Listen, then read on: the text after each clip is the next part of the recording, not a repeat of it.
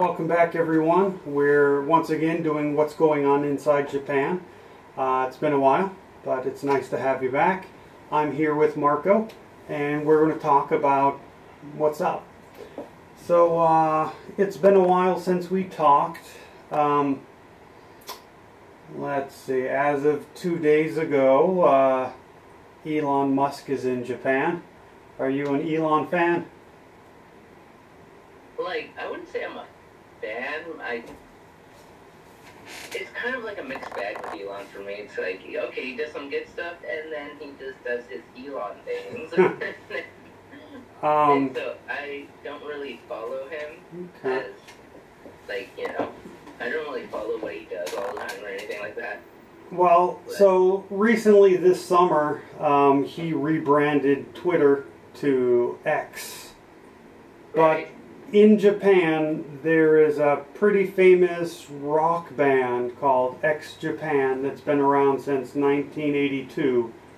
And they're like, in Japan, X is kind of already taken. So, Oh. you know, there have been... I know about X Japan.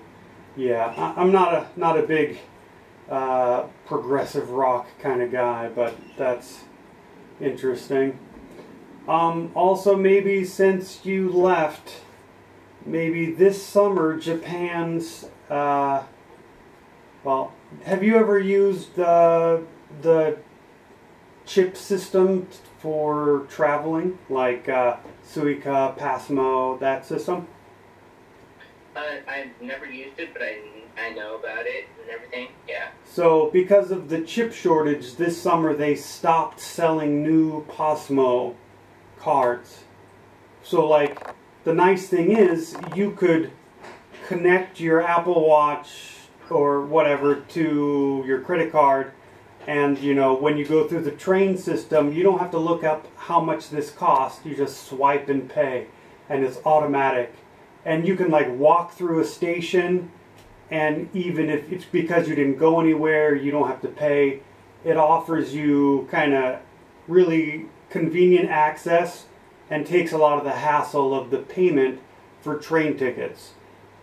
But the fact that they've gotten rid of these cards because they have a chip in them has, you know, taken away a really good option for tourists to Japan. And, you know, technically our phones being sold in Japan have the specific NFC frequency for Passmo, but it may be only available to phones made in Japan. So, anyways, you know, this is something that's changed kind of recently. Yeah, I kind of remember using, trying to use Apple Pay, like in like 7-Eleven and things like that.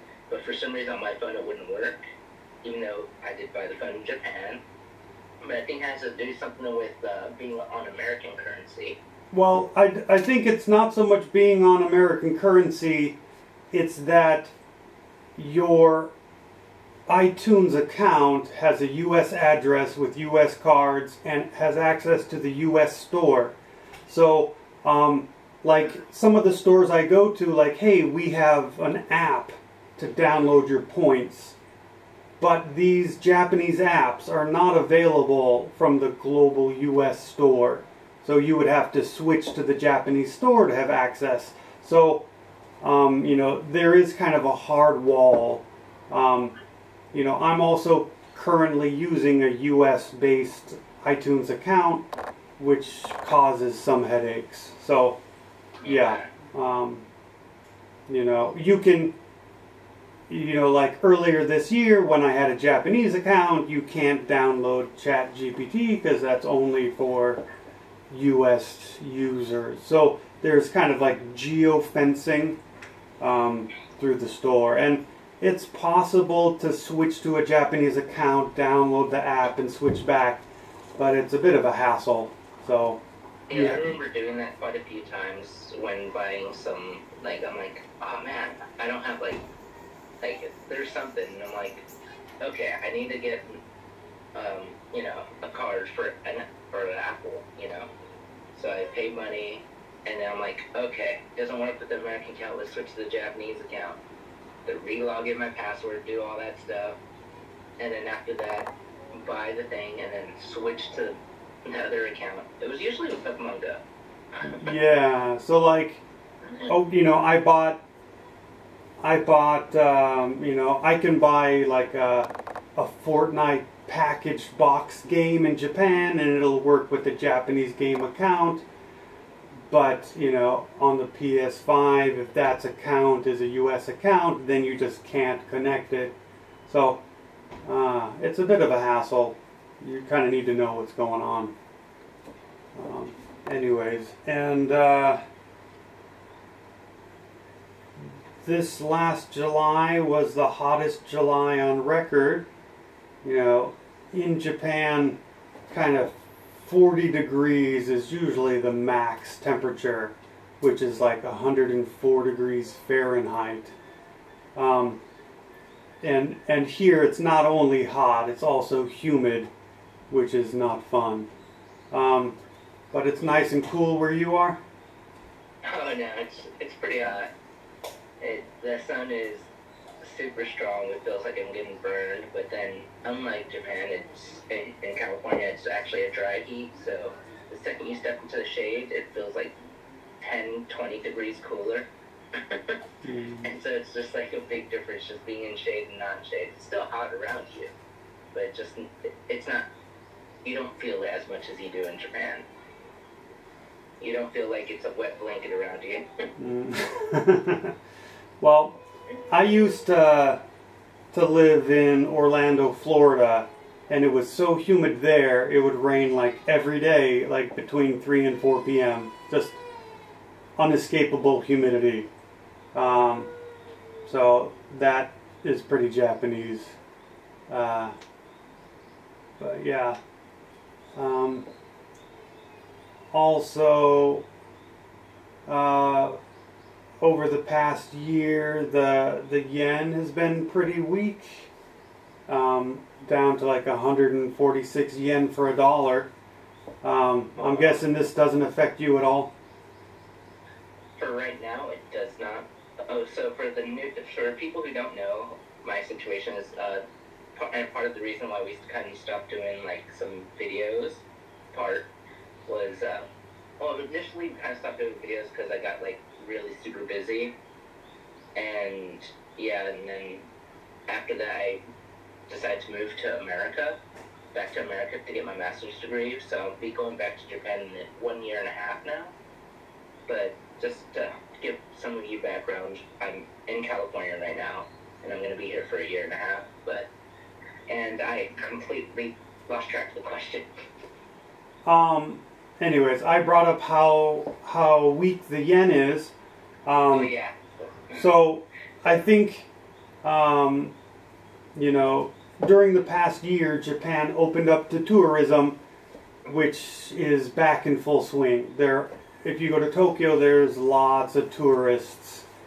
I was recently in Shibuya at the Pokemon store, and like the entire store is a bunch of little islands, and it's really hard to move around. And then from the entrance along the entire wall is the line to pay. There's like a huge line.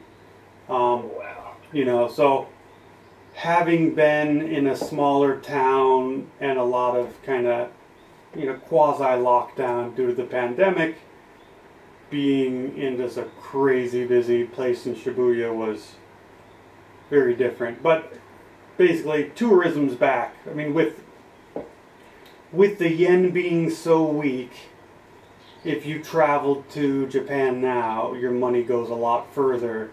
So getting paid in dollars and using them in Japan is pretty good.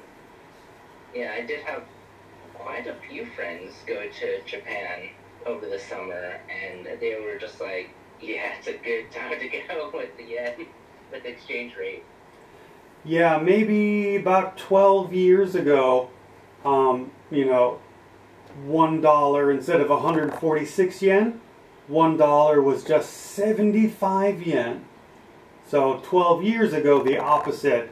like it was a great time for Japanese to travel abroad. I think that was beginning of like Abenomics. Shinzo Abe started, and anyway, so it's interesting. You know, there's a really big ebb and flow.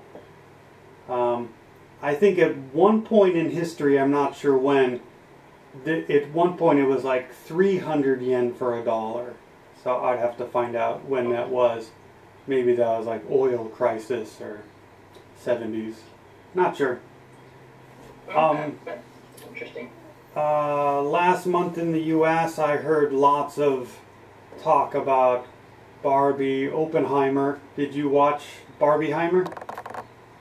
I actually, like, ever since my son broke his phone, Okay.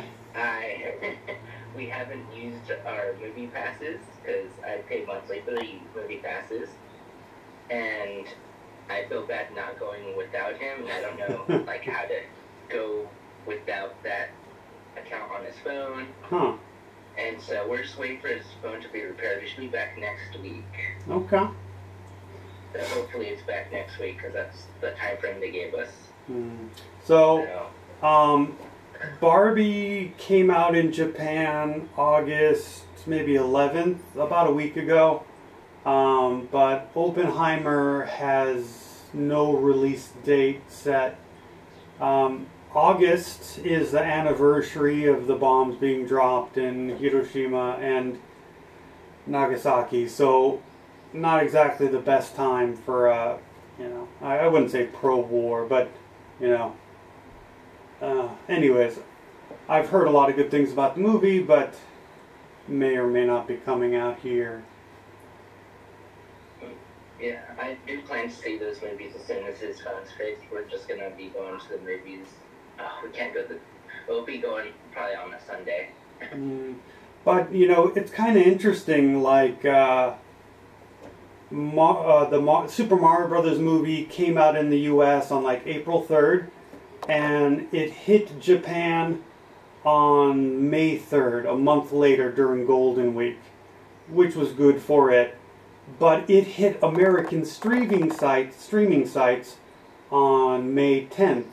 So I was like, well, I can go to the theater the opening week and see it in Japanese, or I can just pay, you know, $20, watch it from home. You know, the new Turtles movie is out in the U.S., but it comes out September 22nd in Japan. Like, a lot of these movies are going to hit streaming online the same time they hit Japan. So, like, it's a real question, do I want to watch at home or in the theater? So, anyways, it's interesting. It's a different world than it was 5 years ago. Yeah.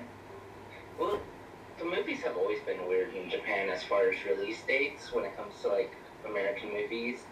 Because for a while, I remember Spider-Man movies came out, like, I think it was like a week early, usually, in Japan, compared to the US, and then, except for, like, the last one. Yeah, No Way Home came out like a month later in Japan. Yeah, except for that one. I don't know if, because that's a Sony thing, it's a Japanese company, so it's usually early in Japan. I think basically the exhibitors in Japan, you know, usually a Japanese movie theater has, let's say, 8 to 12 theaters, as opposed to like 20 in the U.S. And of those 10 theaters, maybe about half would be Western shows and half would be domestically produced films. You know, whereas in the U.S., basically it's going to be all Hollywood films. So there's a bit of catering, like we'll get some tentpole movies released maybe day and date, but you know, our priority is featuring the Japanese films, so they could bump something. You know, there's a different consideration than the U.S. exhibitors. Yeah. I remember Ex Machina. That one, for some reason, I could remember as clear as day. Exactly 1 year later. Yeah. There are times. I want to watch that movie. There are times when I'll be like, oh wait, this is coming to the theater. Like, wait, is this a sequel? No, I saw this a year ago, kind of thing. like it's like a bit of a time warp, you know. Like, yeah, I think the differences were bigger when I first came here, but occasionally there's like, you know, I don't know. I wouldn't say a B-tier movie, but like Paddington 2, or, you know, just something. It's not a global tentpole, but it just never came out, and then it just pops up in Japan 6 months to a year later. Yeah, I think recently, I'm trying to remember, Lao Lao Crocodile, like, was 3 months late to Japan, I think. Yeah, so I'm willing to bet that came down to like, well, we don't have so many great Japanese movies. Let's pick something to shove in here. Like, Japan would be fine with that movie never hitting cinemas, but there was an availability and they filled it with, okay, what's out there? Let's take something for the kids. Yeah. Okay. Do you have any questions about what's going on, or are we going to wrap this up for today? I actually don't have any questions. I just didn't know about the Elon Musk thing, like, him being, first going to Japan. I didn't really pay attention to that. Well, I'd say, so... and the whole ex-Japan thing, I totally forgot about that. I was like, oh, wow, I forgot about that. Yeah, as for coming to Japan, so Tesla has some kind of strategic alliances with Panasonic, who will be providing battery technology for his Tesla car manufacturing. So, you know, I'm sure meeting with Panasonic is probably the primary reason for it. Basically, you know, maybe 2 days ago he tweeted like, I'm in amazing Japan, kind of finished. Not much details, so, you know, maybe the buzz is about what is he going to see or do, but I would guess meeting Panasonic is the reason for the visit. Okay. And, yeah, apparently, when Elon Musk was involved in creating PayPal, he pushed to name PayPal X, and he registered X.com, and now there's SpaceX, Tesla Model X. I think he's named one of his children X. So, you know, he's a big fan of the naming, and I guess if you're going to buy a company for a vanity project, you know, he chose to rename it X. And there's a lot of speculation he wants to turn Twitter from a social media to like a super app that's like payments and, you know, a lot of different... Yeah, that's what I heard. Yeah, so I personally like YouTube and Facebook, Instagram are kind of my major socials. You know, I'd rather make a video or draw a picture than write a tweet. So, don't spend much time on Twitter. Are you a heavy Twitter follower?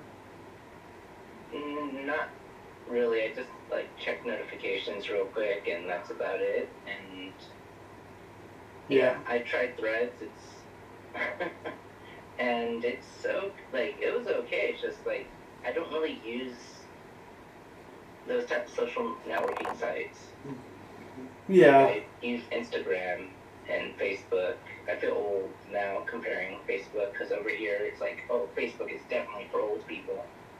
Well, yeah, and also within the past year, like, Facebook has switched from showing you the feeds of your friends to, like, introducing lots of, like, trending content.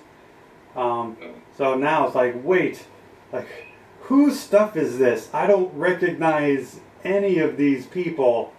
Like, what am I doing here? Apparently Twitter is prioritized for, like, the newest news, like flash alerts. And apparently Threads was the highest, the speed at which it was adopted was record-breaking. It got to like 100 million users in a couple days, but there was a big drop-off. And if you delete your Threads account, you're also deleting your Instagram account. So you're in it to win it. And apparently, Twitter or X focuses on the news, whereas Threads is trying to limit that kind of timely news function and just be more conversational. I'm not sure how that's going to work out, though.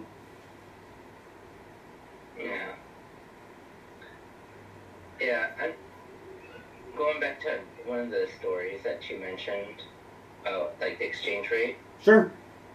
Selfishly, I hope that it kind of stays the same until I move back. Yeah. Get more bang for my buck,